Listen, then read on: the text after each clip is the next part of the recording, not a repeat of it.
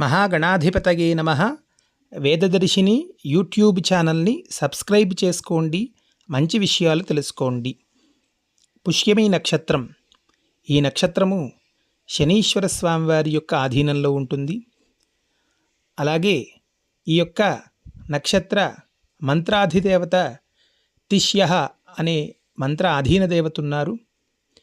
ఓం బృహస్పతి ప్రథమం జాయమానః తిష్యన్నక్షత్రమభిసంబభూవ శ్రేష్ఠో దేవానాం పృతనాసు జిష్ణుః దిశోను సర్వా అభయన్నో అస్తు తిష్యః పురస్తాదు తమధ్యతో నః బృహస్పతిర్నః పరిపాతు పశ్చాత్ బాధేతాన్ ద్వేషో అభయం కృణుతాం సువీర్యస్కపతయస్యామా.